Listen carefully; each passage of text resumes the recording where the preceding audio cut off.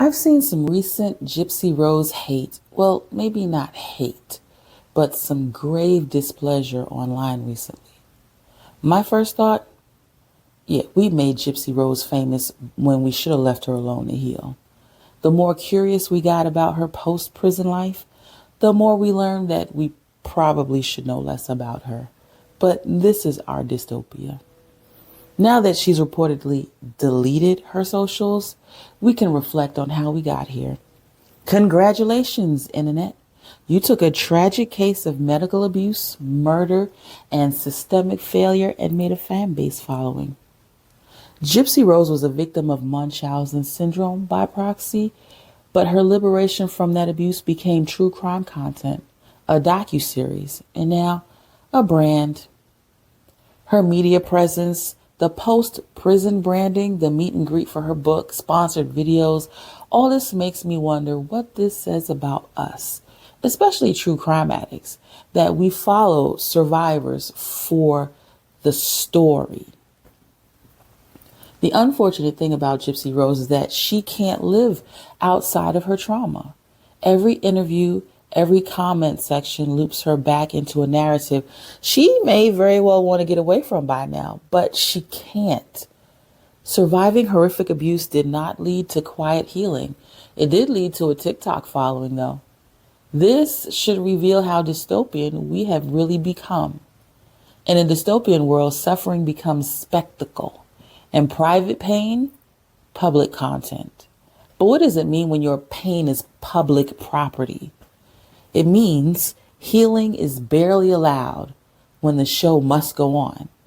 We watch, we scroll, we pretend it's justice. It's not, it's just more content. Her trauma has a fandom, and somewhere in the noise, we stopped seeing Gypsy Rose as a whole person. We started seeing her as a pipeline of sorts.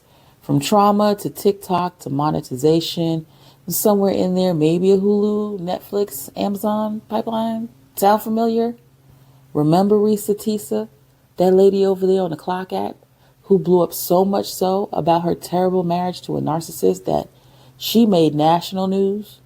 I read somewhere that she was signed to an agency and is currently working on a TV show based on her story. Friends, we live in a dystopia where a woman can escape her abuser and then the next chapter is sponsored content. Pain is chewed up and fame is spit out. Welcome to the newest episode of Black Mirror. But as people started turning on Gypsy Rose, I'm trying to figure out why we made this lady famous in the first place.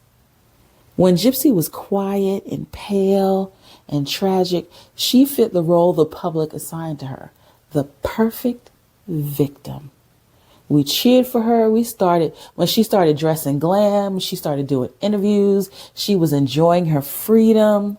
But the moment she started to take control over her own narrative, she stopped being passive and we stopped being enamored. People wanted the version of Gypsy that existed in their own heads. The internet forged a collective emotional investment in her justice, so much so that anything that she does that diverges from internet expectation is treated as betrayal. In this version of dystopia, her identity was not state assigned, but audience assigned. Has Gypsy changed, or have we? Gypsy is not a character in a Hulu TV movie. She is a real person, maybe too real.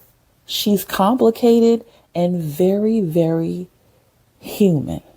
And that's not part of the entertainment package. Dystopia likes a good victim, but not so much the survivor.